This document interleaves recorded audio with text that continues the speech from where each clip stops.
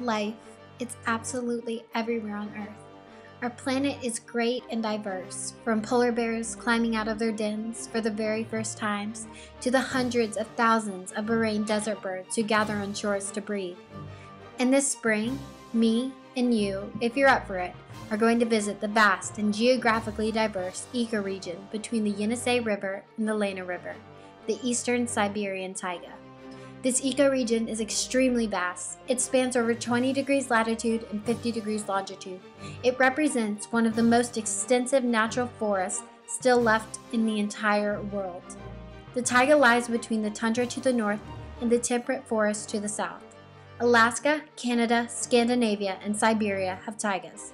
In Russia, the world's largest taiga stretches about 5,800 kilometers, the equivalent of 3,600 miles, from the Pacific Ocean to the Ural Mountains. This taiga region was completely glaciated or covered by glaciers during the last ice age. The taiga is characterized by a layer of permanently frozen soil just beneath it, which is called permafrost. This spring, that frost will begin to thaw and the land will come alive. This will be the trip of a lifetime. Let me show you some of the plants and animals you will see on this amazing journey. The taiga is characterized by a cold climate, a low rate of precipitation, and a short growing season. This means that the plants and animals in this biome have to come up with unique adaptations to survive these harsh conditions.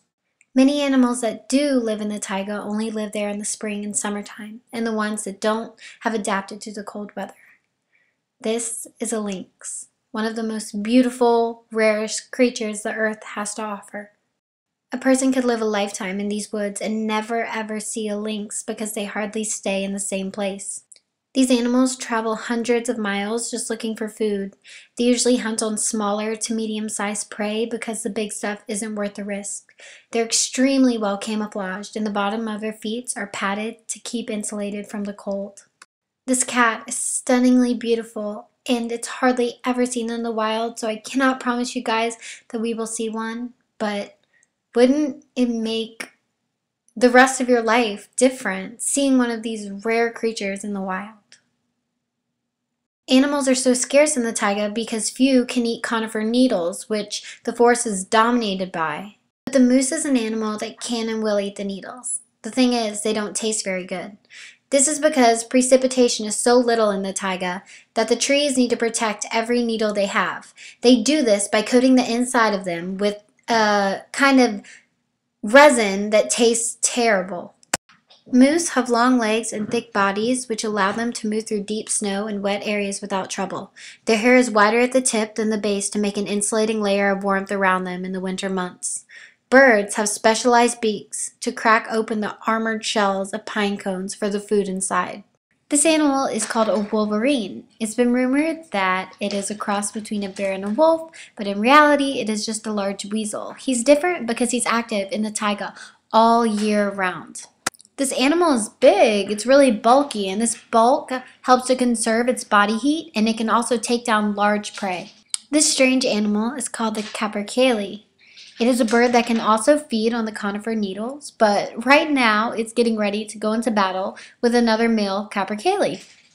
What they do is they charge at each other and they make this really weird clicking sounds, I believe, with their beak. It's very interesting. They flash their tails, flash all their colors, and it's quite sad because when the wounded one gets hurt, it's pretty unlikely that it will survive. So the winner pretty much takes everything, grounds, food, and its life. So this fight you're about to watch is a fight almost to its death.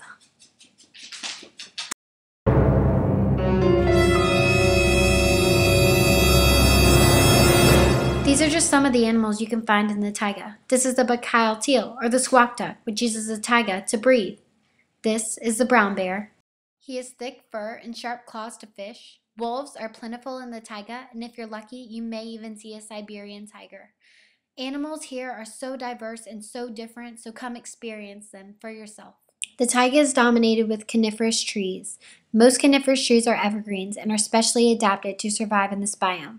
They are cone-shaped to help the snow slide off of them so the branches won't break. The leaves or needles of evergreen trees lose less water than other kinds of leaves. This also helps them survive. Some of the trees are Siberian spruce, Siberian fir, and the Siberian stone pine. Now that we've seen the plants and animals of the taiga, let's look at how the people live. Here, it's below 50 degrees centigrade. This man is talking about how he can feel every inch of moisture he has left in his skin freezing up. He even feels it in his nose. Now, he's going to take a cup of boiling water and watch as he throws it into the air, and right before our eyes, it vaporizes and turns into snow. That's what life is like in Siberia. I bet you guys are glad to know we're going in spring instead of the harsh winter. We will kayak on the Baikal River, we will hike through the forests of the Taiga, and we will see some of the most amazing animals the world has to offer. This is a once-in-a-lifetime trip.